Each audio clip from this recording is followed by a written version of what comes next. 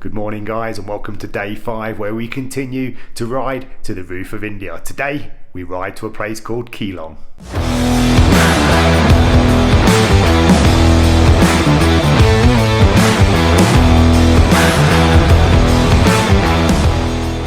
So the Keylong ride is 185 kilometers and we're going to be going to an altitude of 14,990 feet. What I like to do in the morning is get my kit laid out. I've got my jacket and trousers here, I've got my base layers. So I also like to get some shorts and t-shirt in the bag and some flip-flops in case the support truck doesn't show up on time at the next destination. This is my waterproof roll bag, which I like to put on the back of the bike to keep all your documents safe. The hydro pack, we like to get them filled up before we go as well, and also the tank bag, I just keep a few little spare accessories in there. The big bag over here, which is mine, this will go on the support truck, that'll go on to the next destination. Obviously got the helmet there, I like to get everything charged up, get the GoPros ready, and then we get on the bike and we hit the road.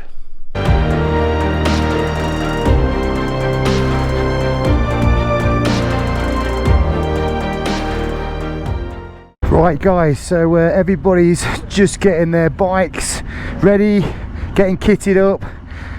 Today is going to be a challenge. Like every morning, we'd get a briefing before we head out, and we've got a security checkpoint to go through. We've got about the first 60 kilometers of tarmac, followed by 80 kilometers off road, and this part of the pass we're heading this way is being basically shut due to bad weather, landslides, etc. So it's going to be tight, it's going to be a lot of rock falls, there's going to be some big water crossings. This one's going to be a big one. Each day they build you up a little bit more. I'm out here with my buddy Phil, he's got his lucky duck.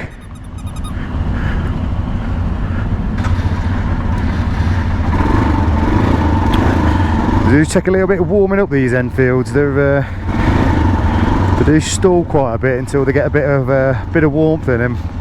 And like I say, today we're going to be climbing up to about 15,000 feet, so you can probably hear me breathing a little bit heavier. It is hard work because it's quite hilly, just walking around. So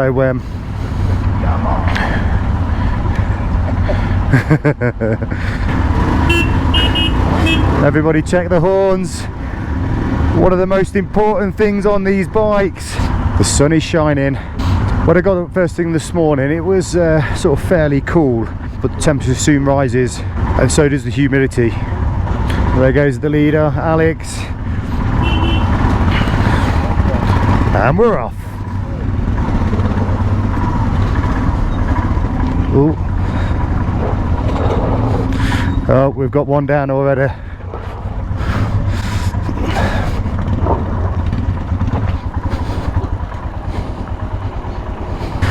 And that's how easy it is to drop your bike, you know, especially when you're starting out.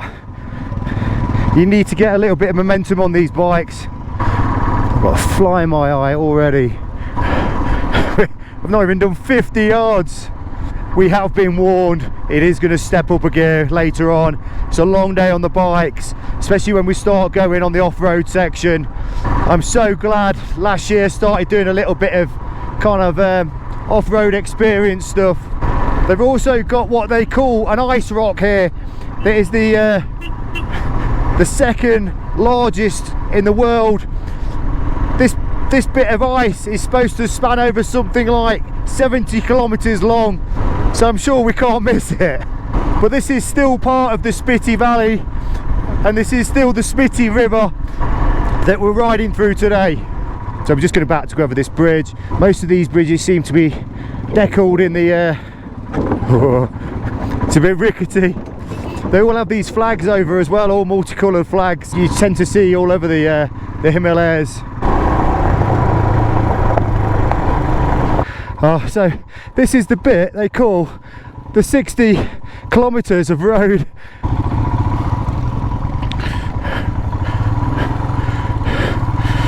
So a couple of the guys have got stuck because they just went kind of that way.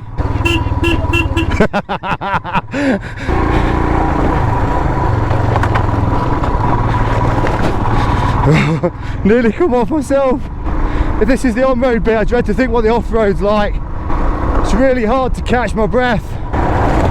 Whoa! Oh, I think Phil's gone wrong as well. Not quite sure where he were going.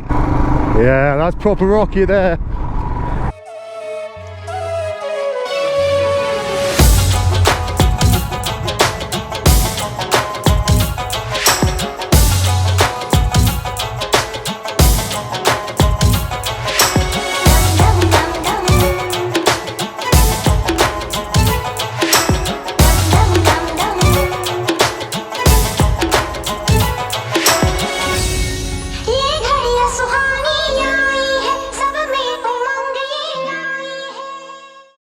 Oh, just got back onto a bit of tarmac, but you can see them doing the roadworks here.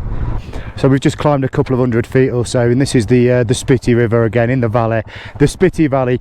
You can see, obviously this is the summertime, this is August, and how small that river is. This will expand the whole of that, and this is all that glacier fed from China. Back on the bike. It's nice when we get on a bit of tarmac as well. Like I said, I think we've got a bit of a challenge later on today. We've been told there's some proper deep puddles as well. Bikes are likely to get dropped. More than likely it'll be me. Okay, so you can see in the distance some other guys right over there. So there's a bit of a gap between us all. Cattle. They're just kind of wandering. Oh, and a couple of donkeys. They don't seem phased by the bikes.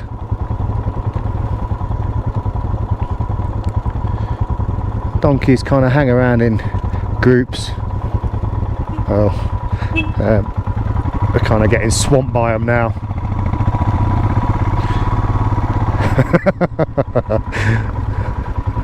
Oh yes, there's quite a few.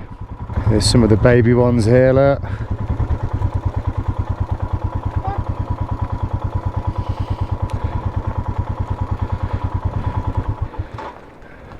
Let's just kill the engine and let them pass.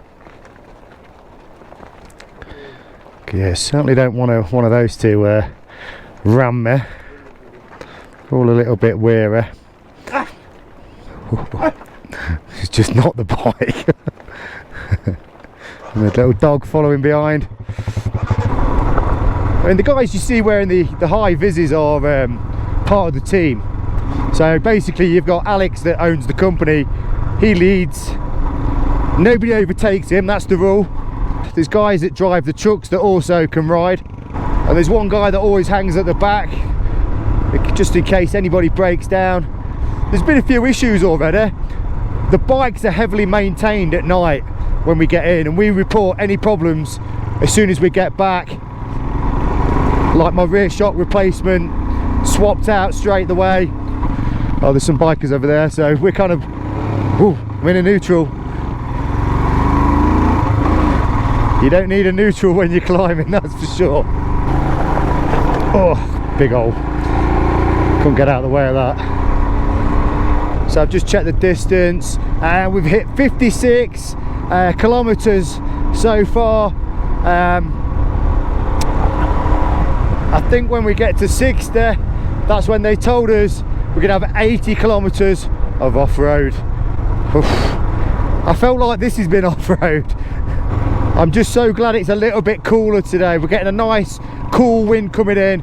I don't know if you can see on the mountain tops in the distance, they're snow caps. We go through quite a few of these little sort of villages, and this is the and this one's our little stop. So this will be the tea stop.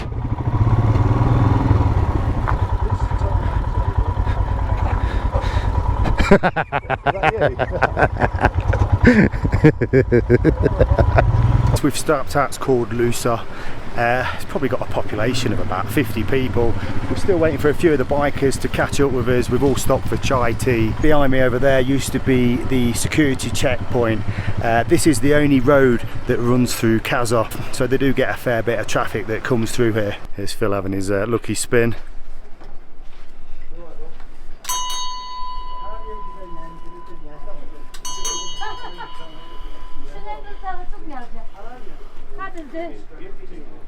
Well done, mate. I've just had a spin on that. It's supposed to bring you good luck. We're going to need all the luck we can get on this off-road section. So that's the chai stop over with. I've never drank so much tea in my life. I do find it a bit difficult on warm days because it is hot here. It's nice when you get moving, but we have got the first security check coming up. I'm going to leave the cameras rolling. I know they don't like it, but maybe in these parts they're not so vigilant. We'll find out in a minute. Yeah, here's the check post. So we do have to stop at this one. Yesterday on the other ones they kind of waved us through because they the team leaders went ahead and cleared us all. So I do believe this is where you kind of have to show your passport. Even when it's not busy, they do not rush in India. Here we go, we're through. They've raised the barrier. Well, actually it's a bit of rope. Again, because of them landslides, this road's not been open that long. 2 weeks ago you wouldn't have got through here, so we'll get to see a bit of that apparently a bit later on. We've been steadily climbing the mountain edge. I've spent majority of it on the pegs, climbing now, trying to dodge some of these big boulders, working between first and second gear, mainly second. They've got some vehicles maintaining the roads, and you couldn't see, honestly I couldn't see the rider in front of me. I couldn't even see the digger until I got about 10 foot away. So I kind of dropped off and just let the dust settle, as they say.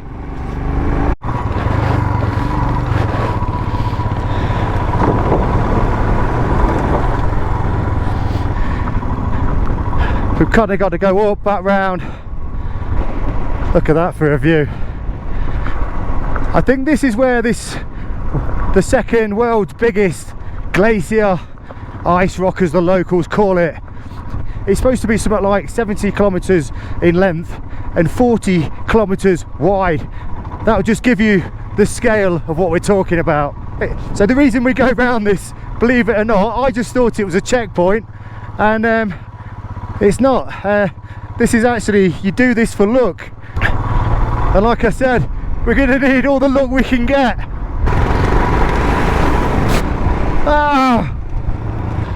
Okay, we've got a man down. Here's Michael. Hobbs is down. You can tell with the amount of dust on his arse, but he's okay. Okay. Oh, he didn't have far to go as well.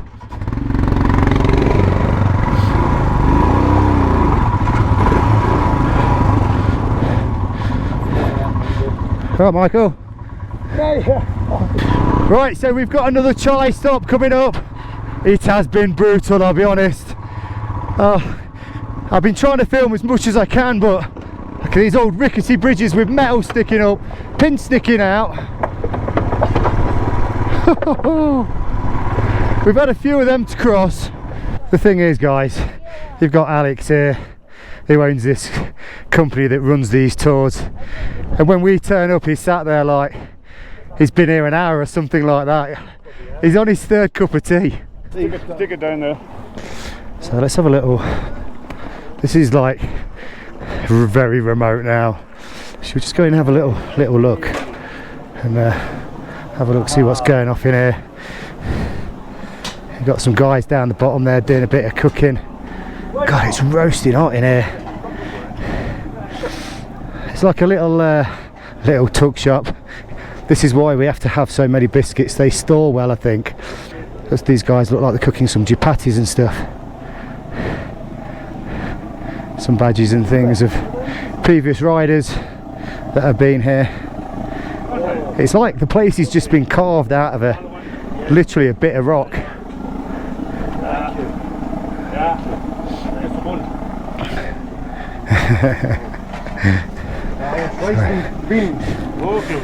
Oh God, it's boiling in there. I'm just trying to get out the wind a little bit because it is absolutely blustery.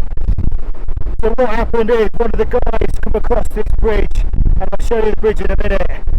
It doesn't look that straightforward when you come onto it, but you just have to boots, so there's bits of metal stood up.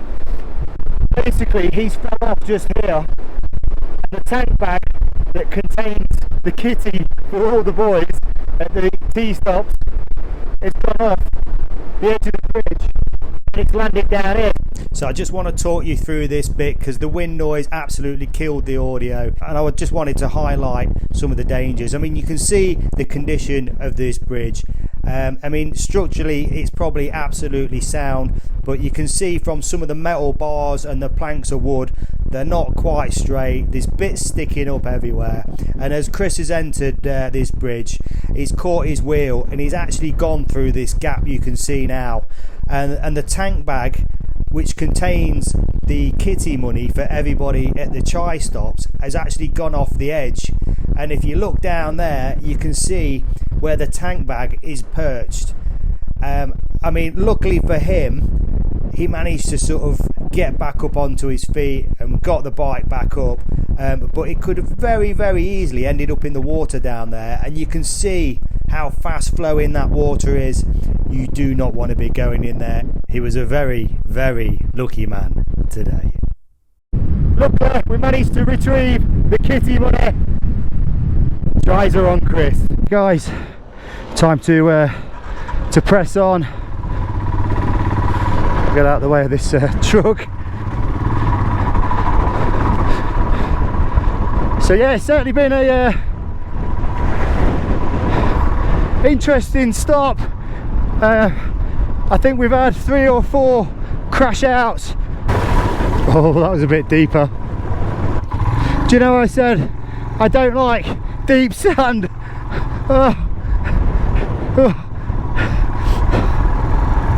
Come on, steady as she goes.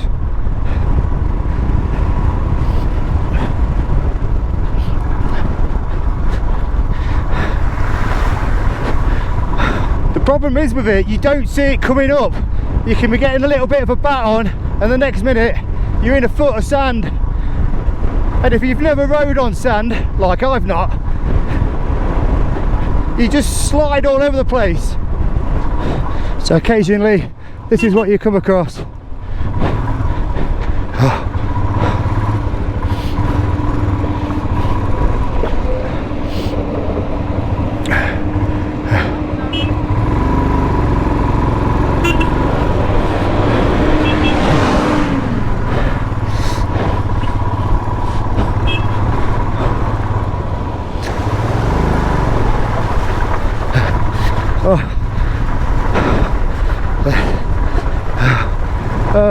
I think I swore then.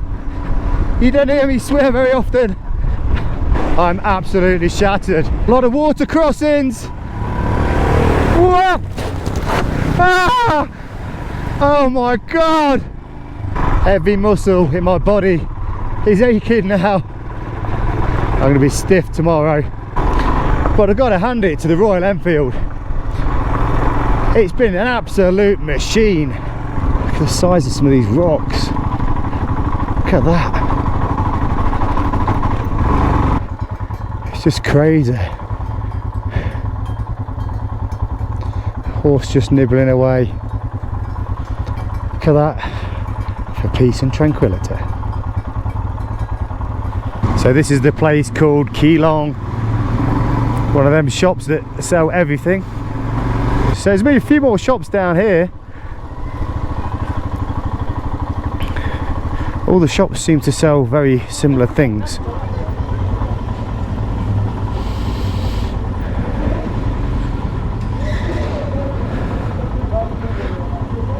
And here we are, guys. This is where we're staying. So I'm sure everybody is absolutely feeling it now. I know I'm completely shattered. Just want to get in a shower and get a nice cold beer, get a good night's sleep and get ready for the morning. So come and join me on day 6. If you're not subscribed to the channel, please do so. Give us a like and I'll see you in the next one. If he said the roads were closed up here, we have got a bit of a roadblock here.